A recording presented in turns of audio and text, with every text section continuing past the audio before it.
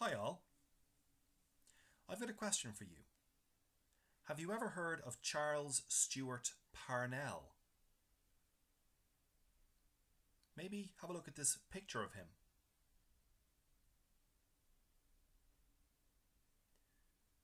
So that was Charles. Maybe some of you are familiar with him. He was a very well-known figure in Irish history. And in the 1870s and 1880s, he campaigned for Ireland to have its own parliament and make its own decisions. It was the Home Rule movement. And Parnell was very much involved in the campaign for Home Rule. A very well-known and popular politician. He started his own political party, very much admired and supported by the Irish people. Unfortunately, he died quite young. There's a statue of Charles Parnell in the heart of Dublin, on the corner of O'Connell Street and, would you believe it, Parnell Street. Maybe you're familiar with the statue. Here's a picture.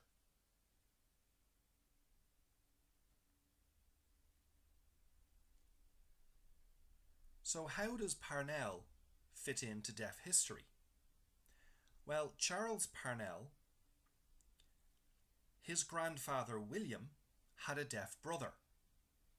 The brother's name was John Augustus Parnell. But there is a little bit of a sad story attached to John. So John Augustus Parnell, according to the various sources we have, books and articles, so on, was a deaf mute, according to some sources. Other sources say that he was so-called crippled. And another source I found mentions that he is an idiot. So there's all these different descriptions. It's obvious that he had a disability, but it looks like he definitely was deaf as well.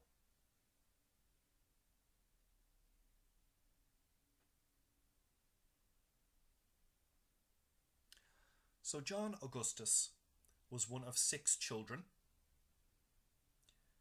There was 1 sister and 5 brothers. John himself was the oldest. The next oldest was Henry, and then there was William and 2 other brothers. Their parents were Sir John, so Sir indicating some importance, Sir John Parnell, who owned a very large estate in County Laois, very near Portlaoise, and the estate was named Rathleague. He married a woman named Letitia Brooke. She was from Fermanagh. So the 2 of them married, and as I've said, had 6 children. They would have married in the late 18th century.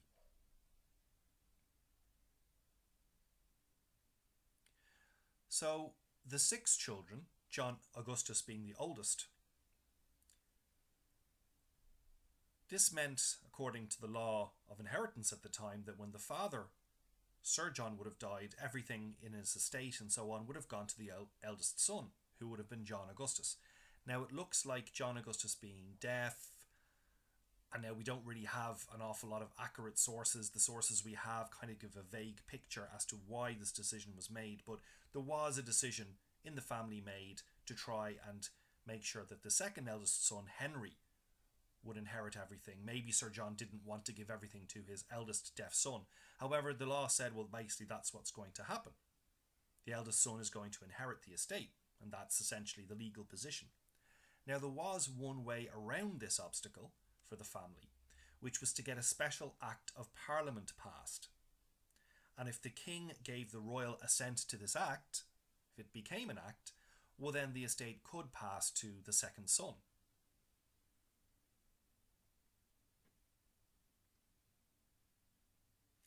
Now, I've found reference to this special Act of Parliament that was passed back in 1789 in relation to making sure John Augustus didn't receive the estate and giving it to the second eldest son.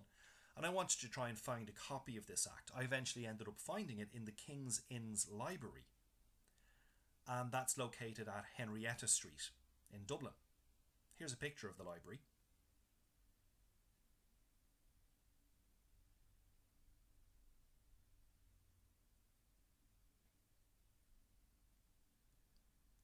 So I've seen a copy of the Act that was published. It's a 10-page long document. Now, I'm not allowed to show you images of the actual Act because of copyright restrictions, and I don't have the permission to do that, but I can certainly give you some summary of the information there. The Act did receive royal assent. The King of England did approve this Act. It became an Act rather than a bill. It was passed in May of 1789. But prior to this bill becoming an Act, John Augustus himself had to go to a special, what was called, commission. This is mentioned in the Act. So this commission basically examined John and made the formal decision that yes, John Augustus was an idiot from his nativity, is what the bill said. It's an awful word, idiot, but this is what it said. So essentially an idiot from birth. This was made formal. There was a formal declaration of this legally. And that enabled the process to begin, writing up this bill and then getting royal assent for it. So the bill mentions that John Augustus, who had been declared an idiot from his nativity, from birth, this meant that the second son, Henry, would inherit everything on the death of Sir John Parnell.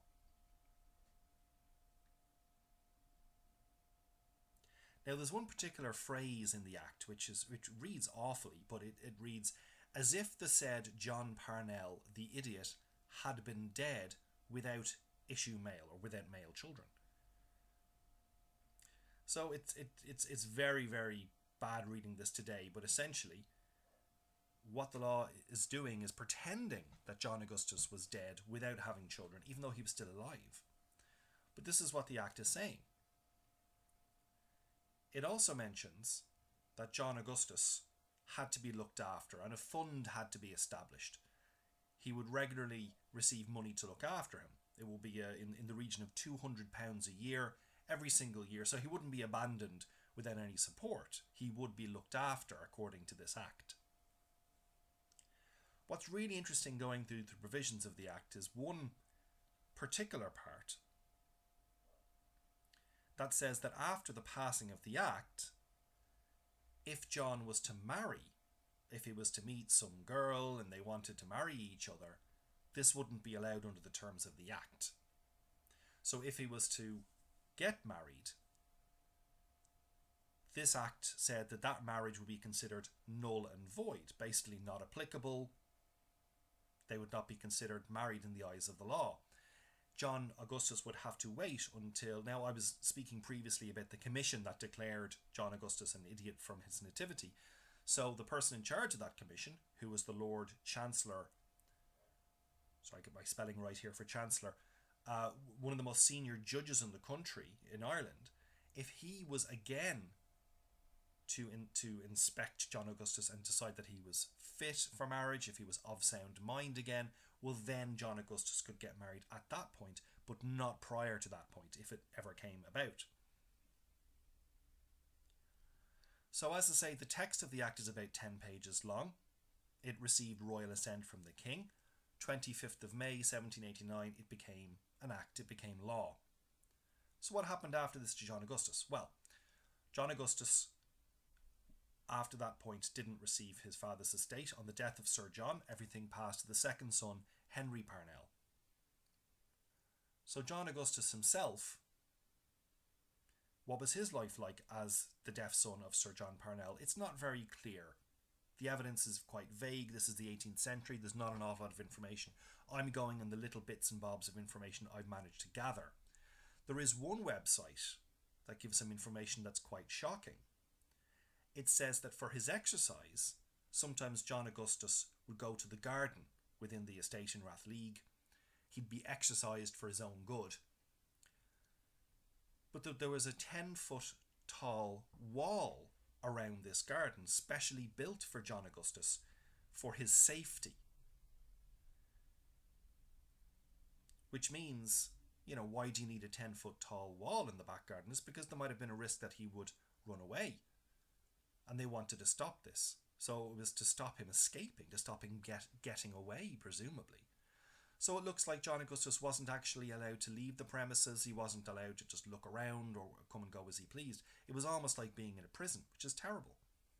Now, it's very hard to know exactly what the picture was from the very limited information we have, but this source mentions a 10-foot tall wall built for his own safety to keep him there, and it also says that the wall is still there today. Now, I don't know exactly where that wall is.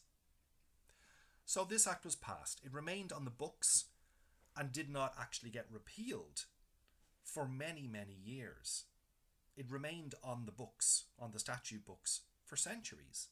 It was finally repealed only in 2012, not too long ago, in the Statute Law Revision Act, which took a lot of these old laws and statutes that had been on the books for centuries and repealed. And one of them was this act about the Parnell family, formally repealed.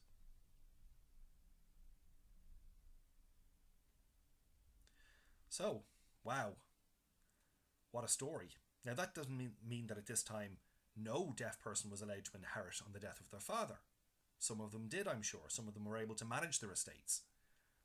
But the problem is we've very, very little evidence. But it certainly didn't mean that deaf people, simply because they were deaf, were disinherited. In fact, from this story about the Parnell family, it looked like the family wanted to disinherit John Augustus, but they had to go through this process of an Act of Parliament to do so. John himself, as a deaf person, did he sign? We're still not sure of that.